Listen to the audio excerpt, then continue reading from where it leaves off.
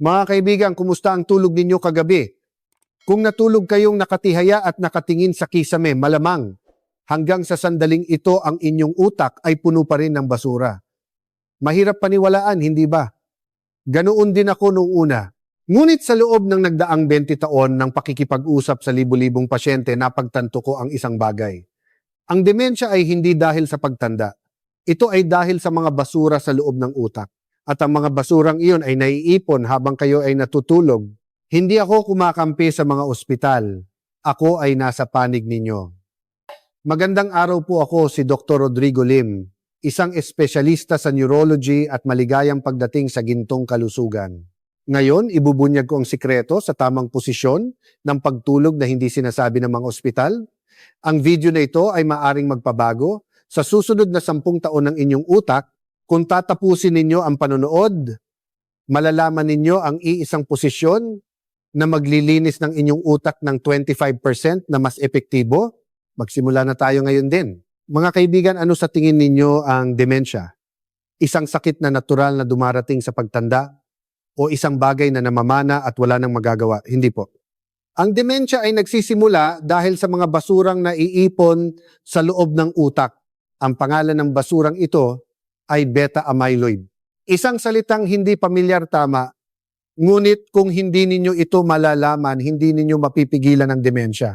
Ang beta-amyloid ay isang byproduct na nalilikha kapag ang mga nerve cells ng utak ay gumagamit ng enerhiya.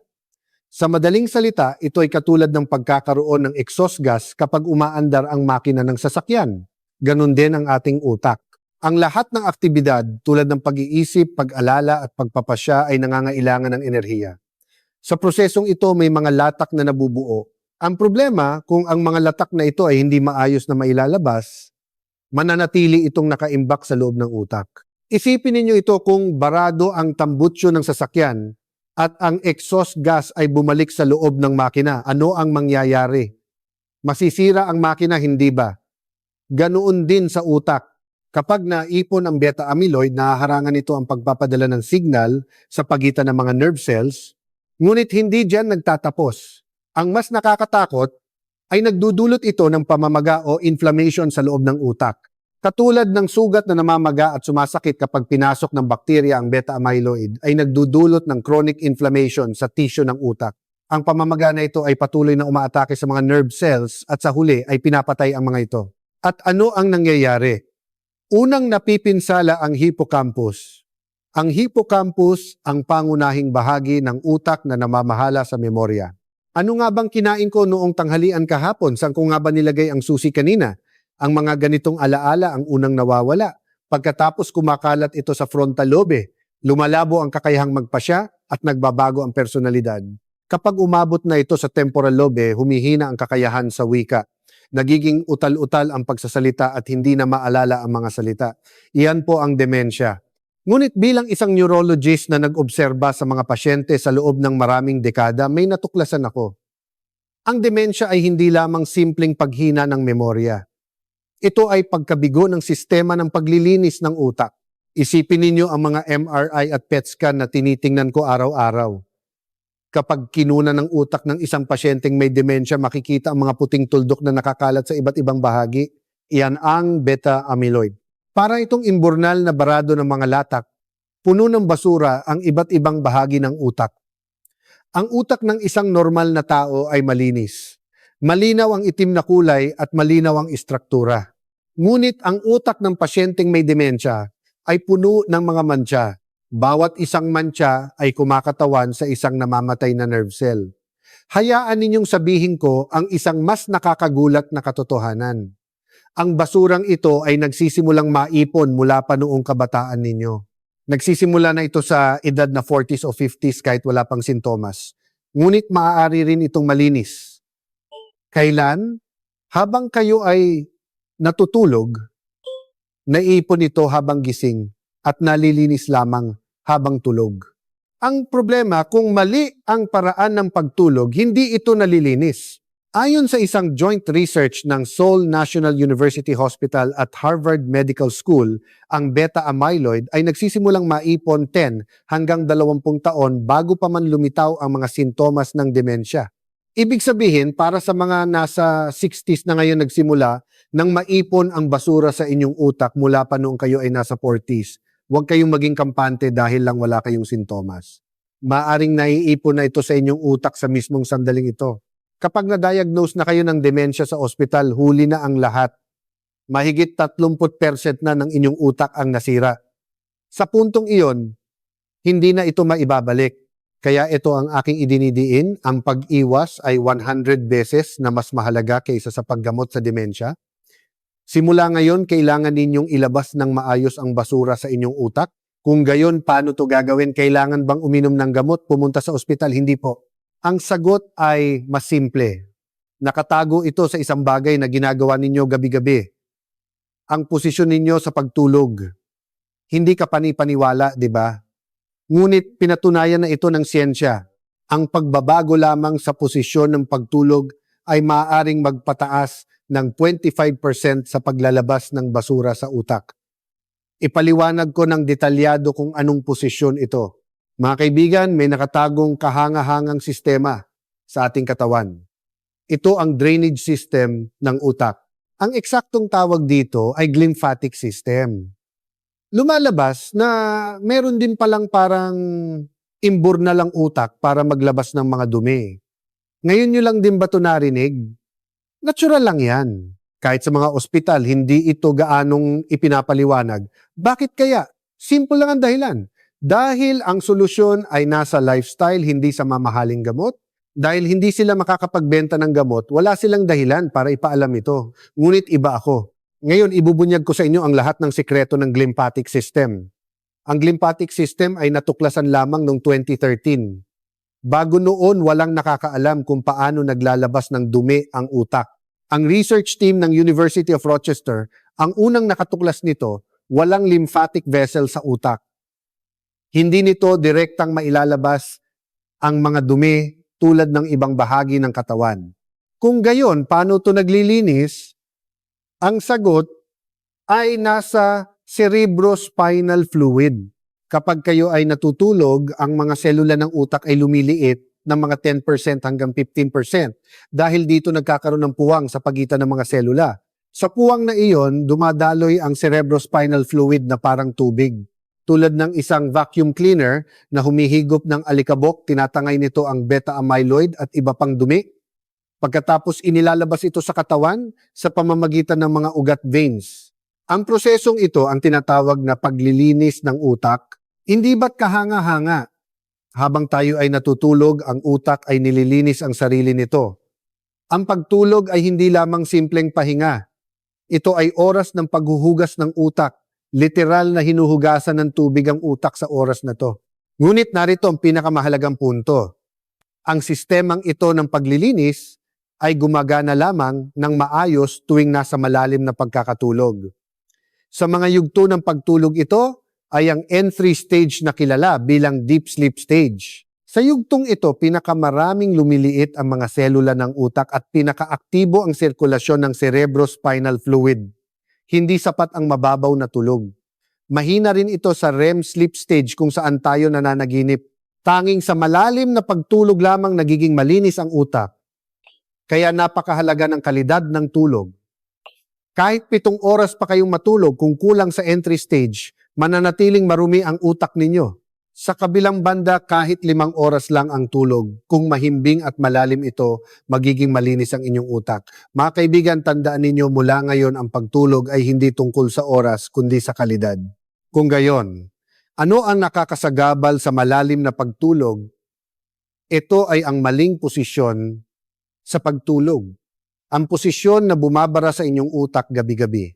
Nakakagulat, ngunit may natuklasan ang pinagsamang research team ng University of Rochester Seoul National University at Harvard. Ang epekto ng paglilinis ng utak ay nag-iiba ng hanggang 30%, depende sa posisyon. Alam niyo ba kung anong posisyon ang masama? Una, ang pagtulog ng nakatihaya. Marami sa inyo ang ganito matulog dahil komportable ito para sa inyo. Ngunit ang posisyong ito ay nagpapatigil sa daloy ng cerebrospinal fluid. Ito ay dahil sa epekto ng gravity. Hindi maayos na dumadaloy ang cerebrospinal fluid at ang mga dumi ay nananatili sa iba't ibang bahagi ng utak. Para itong baradong imburnal. Kapag hindi dumadaloy ang tubig, mananatili ang mga latak, di ba? Pangalawa, ang pagtulog ng nakatagilid sa kanan. Akala ko ba ayos lang matulog ng nakatagilid? Hindi po. Kapag natutulog ng nakatagilid sa kanan, naiipit ang atay liver at tiyan stomach, humihina ang panunaw at nasisira ang balanse ng sirkulasyon sa buong katawan. Dahil dito naaabala ang mahimbing na pagtulog. Nagiging mahirap na makapasok sa entry stage. Sa huli, hindi nagiging maayos ang paglilinis ng utak. Lalo na pagkatapos ng edad na 60, humihina na mismo ang sirkulasyon. Ang posisyong okay noong kabataan ay nagiging lason na sa pagtanda. Ang dalawang posisyong ito ang nagbubukas ng pinto sa demensya. Kung gabi-gabi kayong ganito matulog, kailangan ninyo itong baguhin agad. Kung gayon, anong posisyon ang pinakamainam? Ayon sa eksperimento ng University of Rochester, ang epekto ng paglilinis ng utak ay tumataas ng 25% hanggang 30% kapag natutulog ng nakatagilid at ito ay sa isang partikular na direksyon lamang, pero hindi pa dyan nagtatapos. Hindi sapat na basta lang nakatagilid. Mahalaga rin ang taas ng unan, posisyon ng braso at anggulo ng mga binti. Kapag nagkamali sa isa sa mga ito, nababawasan sa kalahati ang epekto. Mula ngayon, ituturo ko ang eksaktong paraan. Ito ay ang pagtulog ng nakatagilid sa kaliwa. Iyon lang ba? Hindi. Sa likod ng posisyong ito ay may nakatagong kahanga-hangang siyensya. Ipaliwanag ko ang tatlong dahilan kung bakit sa kaliwa. Una, nagiging optimal ang sirkulasyon ng cerebrospinal fluid. Kinunan ng MRI ng research team ng University of Rochester ang iba't ibang posisyon sa pagtulog. Malinaw ang resulta. Kapag nakatagilid sa kaliwa, pinakamabilis ang daloy ng cerebrospinal fluid. Tumaas ng 30% ang rate ng pag-alis ng dumi. Bakit? Dahil ang istruktura ng utak at ang direksyon ng gravity ay pinakaakma sa posisyong nakatagilid sa kaliwa. Walang harang na dumadaloy ang cerebrospinal fluid at mabilis na nailalabas ang beta-amyloid. Parang tubig na dumadaloy sa isang dalisdis natural na nagaganap ang paglilinis. Pangalawa, bumubuti ang panunaw at sirkulasyon ng lymph. Isipin ninyo ang pagkakaayos ng mga organ sa ating katawan. Ang tiyan ay nasa kaliwa, ang atay ay nasa kanan. Kapag nakahiga sa kaliwa, natutulungan ng gravity ang tiyan para maging komportable. Gumaganda ang panunaw at nagiging maayos din ang daloy ng lymph fluid. Ang lymphatic system ay ang sewage treatment system ng katawan. Kapag maayos itong gumagana, maayos din gagana ang lymphatic system, lahat ay magkakaugnay. Pangatlo, nag-uudyok ito ng malalim na pagtulog. Ang posisyong nakatagilid sa kaliwa ay hindi nagbibigay ng pressure sa puso at baga. Nagiging komportable ang paghinga at nagiging stable ang tibok ng puso. Kapag komportable ang katawan, nagre-relax din ang utak. Dahil dito mas mabilis at mas malalim kang makakapasok sa entry stage. Na-activate ng husto ang lymphatic system. Sa huli, ang pagtulog ng nakatagilid sa kaliwa ang ginintuang susi sa paglilinis ng utak. Hindi ito para sa 1 o 2 araw lang. Gabi-gabi ganito kayo matulog. Ang simpleng posisyong ito ang pinakatiyak na insurance laban sa demensya pagkatapos ng 10 taon. Hindi ito gamot, hindi operasyon, kundi isang posisyon lamang. Ngunit para sa mga nagdududa kung epektibo ba talaga ito, mayroon ba sa inyo? Ako man ay nag-alinlangan nung una, kaya nagsagawa kami ng isang maliit na eksperimento sa aming ospital. Batay sa joint research ng University of Rochester at Seoul National University, nag-obserba kami ng 30 pasyente sa loob ng 3 araw. Ang kalahati ay natulog sa kanilang dati riting paraan at ang kalahati ay pinatulog namin ng nakatagilid sa kaliwa. Pagkatapos ng 3 araw, nagsagawa kami ng cognitive function test. Sinukat namin ang memorya, konsentrasyon at kakayahan sa wika. Nakakagulat ang resulta. Ang grupo na natulog sa kaliwa ay nagpakita ng average na 12% na pagtaas sa kanilang cognitive test scores. 12% po iyon. Sa loob lamang ng 3 araw, marami rin ang nagsabi na mas malinaw ang kanilang isip pagkagising sa umaga. Kapag tinanong, naalala nyo ba kung ano ang kinain nyo kagabi? Mas tiyak ang kanilang mga sagot. Mula sa pananaw ng isang neurologist, hindi ito simpleng pagbabago ng ugali. Ito ay aktwal na pagbabago sa paggana ng utak. Pinapatunayan ito ng datos. Sa loob ng 3 araw, nagsisimula na ang pagbabago. Sa isang buwan, nagiging tiyak na ito. Sa 3 buwan, nagbabago ang utak. Simulan ninyo agad ngayong gabi. Ngunit hindi sapat na baguhin lang ang posisyon. Para mapataas ang kalidad ng mahimbing na pagtulog, mahalaga rin kung ano ang inyong kinakain. Ang maling pagkain ay nakakasagabal sa pagtulog. Ang tamang pagkain ay nakakatulong sa paglilinis ng utak. Mula ngayon, ibabahagi ko ang 3 ginintuang pagkain na nagpoprotekta sa kalusugan ng utak. Idagdag lamang ito sa inyong evening routine at mag-iiba ang kalidad ng inyong pagtulog. Unang pagkain, avocado at walnuts, prutas at manilang. Tama po. Ang dalawang ito ay mayaman sa magnesium. Ang magnesium ay nagpapakalma sa mga nerbiyos. Pinapalakas nito ang produksyon ng melatonin. Ang melatonin ay ang sleep hormone. Kapag kulang ito, mahirap makatulog at madalas magising. Ang kalahating avocado at 4 hanggang 5 piraso ng walnuts ay sapat na para punan ang 30% ng inyong pang-araw-araw na pangangailangan sa magnesium. Subukan ninyong kainin ito sa gabi. Mararamdaman ninyong nagiging komportable ang inyong katawan. Pangalawang pagkain, tart cherry juice. Ito ay talagang espesyal. Ang tart cherry ay naglalaman ng natural na melatonin. Hindi ito gamot. Ito ay purong galing sa kalikasan. Ayon sa isang pag-aaral ng University of Michigan, ang mga taong uminom ng tart cherry juice sa loob ng 2 linggo ay nagkaroon ng karagdagang 40 minuto sa kanilang entry deep sleep stage. 40 minuto po iyon. Ibig sabihin, mas humaba ang oras ng paglilinis ng kanilang utak. 1 baso lang sa isang araw ay sapat na. Inumin ito 1 oras bago matulog. Ngunit iwasan ang mga produktong may idinagdag na asukal. Piliin ang purong tart cherry juice. Pangatlong pagkain, mainit na gatas. Ito ang laging ipinapainom sa atin ng ating mga lola at may siyentipikong basehan ito. Ang gatas ay may amino acid na tinatawag na tryptophan. Ang tryptophan na ito ay nagiging serotonin sa loob ng katawan. Ang serotonin naman ay nagiging melatonin. Sa huli, nalilikha ang sleep hormone. Kapag ininom ito ng mainit, tumataas ang temperatura ng katawan. Habang unti-unting bumababa ang temperatura, naghahanda ang ating katawan para matulog. Ito ay isang natural na paraan ng pag-udyok sa pagtulog.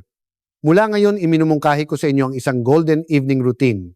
1 oras bago matulog, uminom ng 1 baso ng tart cherry juice at sabayan ito ng kalahating abukado o 4 hanggang 5 pirasong walnuts. 30 minuto bago matulog, dahan-dahang uminom ng 1 baso ng mainit na gatas. Sundin lamang ang routine na ito at tiyak na mag-iiba ang kalidad ng inyong pagtulog. Ang lymphatic system, ang sistema ng paglilinis ng utak ay magsisimulang gumana sa pinakamataas na antas nito.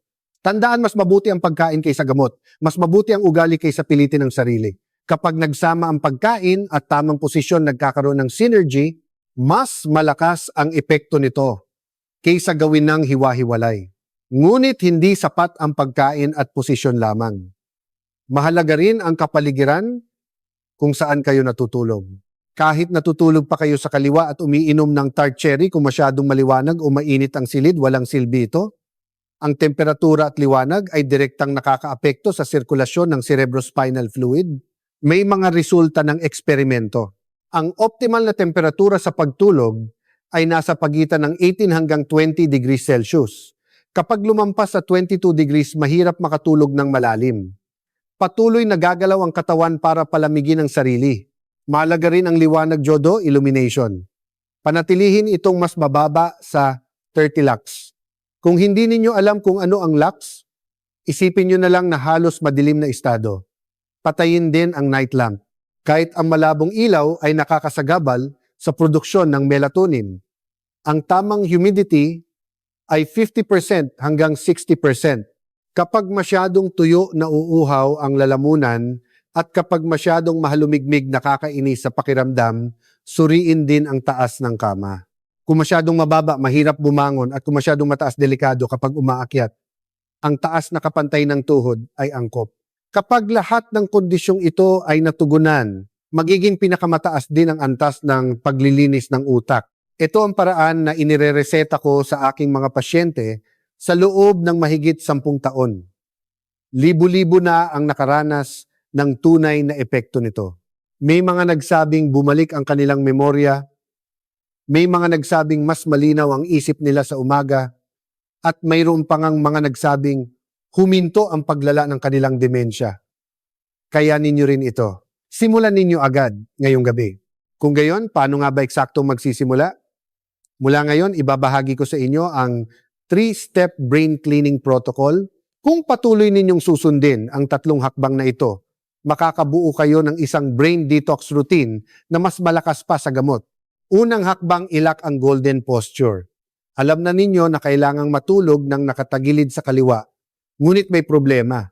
Kapag tulog na, hindi na mamalayang gumagalaw. Pagkagising sa umaga, nakatihaya na pala o nakatagilid sa kanan. Kung ganito, walang epekto. May solusyon. Gumamit ng body pillow. Kung matutulog kayong may mahabang unan sa likod, mananatili ang inyong posisyon. Hindi kayo makakabagsak patalikod. Mananatili ang posisyon sa kaliwa buong gabi. Maaaring hindi ito komportable sa simula, lalo na sa mga taong buong buhay na nakatihaya matulog. Ngunit huwag mag-alala. Ang pakiramdam na hindi komportable ay senyales na nagsimula na ang pagbabago. Tiisin lang ng 1 linggo at masasanay din ang katawan. Pagkatapos ng 2 linggo, mas magiging komportable pa ang posisyong ito. Mahalaga rin ang taas ng unan. Kung masyadong mataas, nababaluktot ang leeg. Kung masyadong mababa, nababaluktot ang spine. Ayusin ang unan upang ang tainga at balikat ay nasa iisang tuwid na linya. Ito pa lang ay nagpapabuti na ng 20% sa daloy ng cerebrospinal fluid.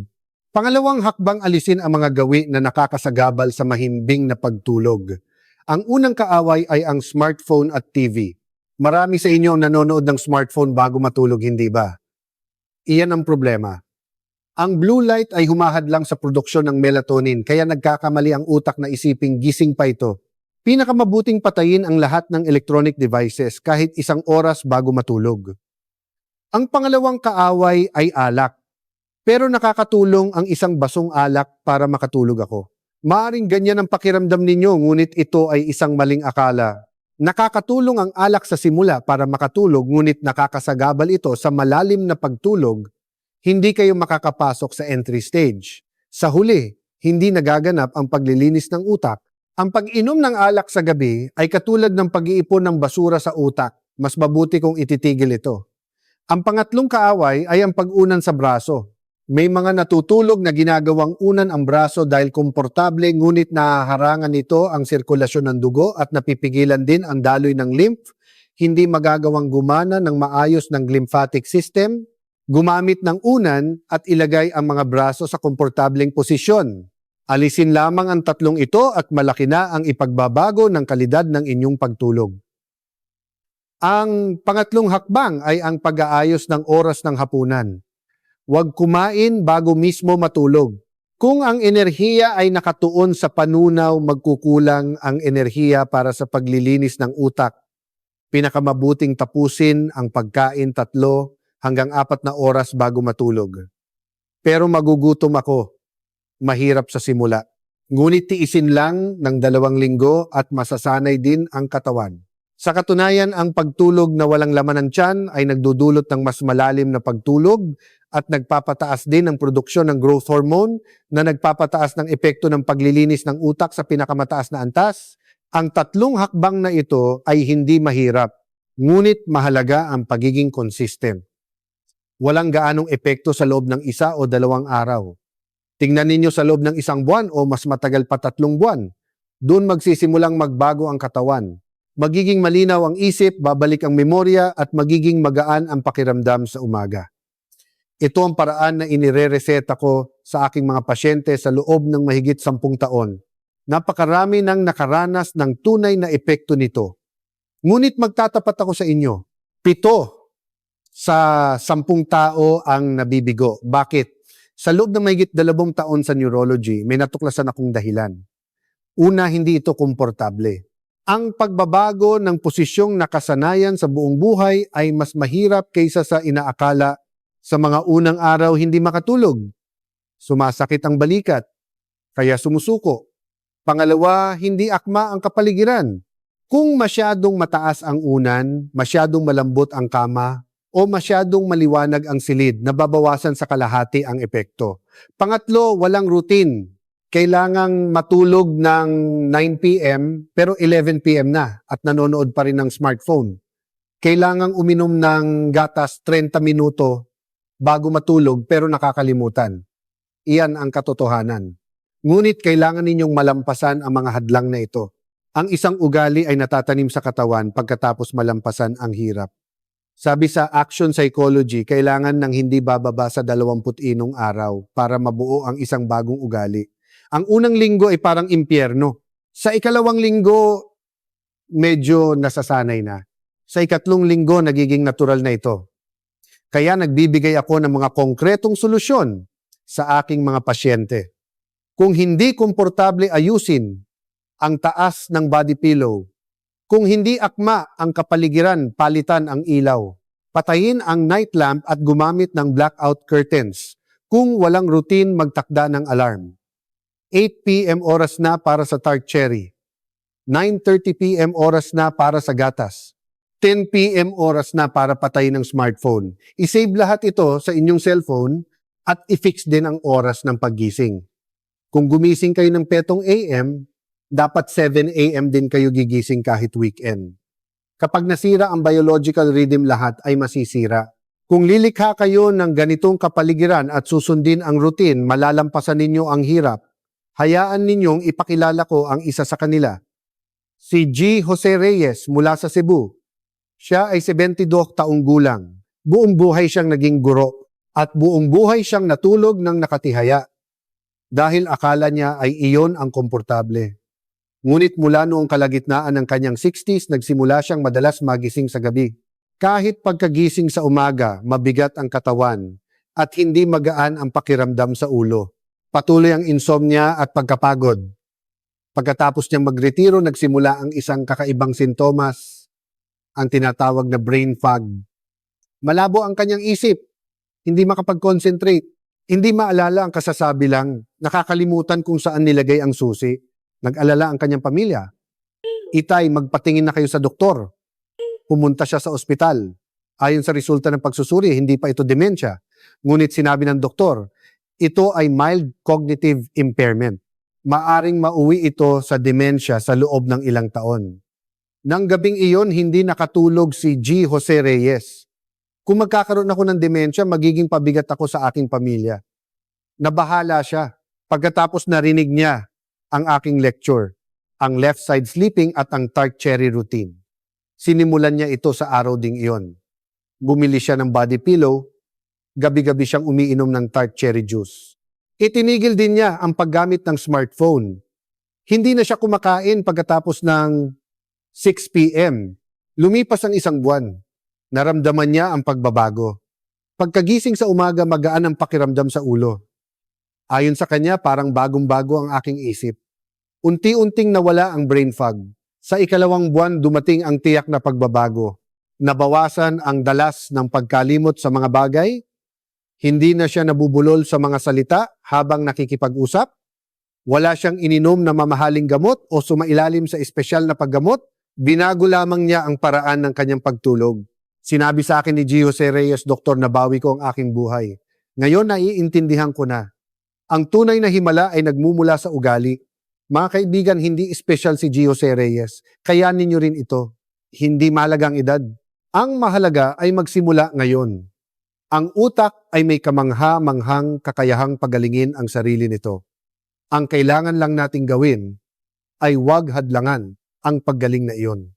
Itapon ang maling posisyon at yakapin ang tamang ugali. Sa pamamagitan lamang niyan, pagagalingin ng utak ang sarili nito. Tandaan ninyo ang pagtulog ng nakatagilid sa kaliwa, pagkain ng tart cherry at abukado at pagtigil sa paggamit ng smartphone. Ang mga simpleng gawin na ito ang magpoprotekta sa inyong utak pagkatapos ng 10 taon. Ang himala ay hindi nagmumula sa gamot kundi sa ugali. Ngunit may isang bagay akong dapat sabihin. Sa mga kasalukuyang sumasailalim sa paggamot sa ospital, wag na wag ninyong ititigil ang inyong mga gamot nang walang pahintulot ng doktor. Ang mga sinabi ko ngayon ay para sa pag-iwas at bilang pantulong lamang. Hindi ito pamalit sa paggamot. lalo na sa mga may sleep apnea, heart failure o kidney disease o acid reflux. Kailangan kumonsulta muna sa inyong doktor bago baguhin ang posisyon. Maaaring iba ang angkop na posisyon depende sa kondisyon ng inyong katawan. Ang natural na pamamaraan ay hindi pamalit sa paggamot sa ospital kundi kasama nito. Magpa-regular check-up din. Parehong mahalaga ang pag-iwas at pagsusuri. Mga kaibigan, tandaan ninyo, ang pagtulog ay hindi lamang simpleng pahinga, ito ay paglilinis ng utak at pagpapanumbalik ng buhay. Simula ngayong gabi matulog nang nakatagilid sa kaliwa. At ibahagi rin ang video na ito sa mga mahal ninyo sa buhay. Ang pagprotekta sa utak ng isang tao ay pagprotekta sa isang buong pamilya. Mangyaring mag-subscribe at i-like ang aming channel, Gintong Kalusugan. Patuloy naming ibabahagi ang mga katotohanan sa kalusugan na hindi sinasabi ng mga ospital. Ingatan po ninyo ang inyong kalusugan.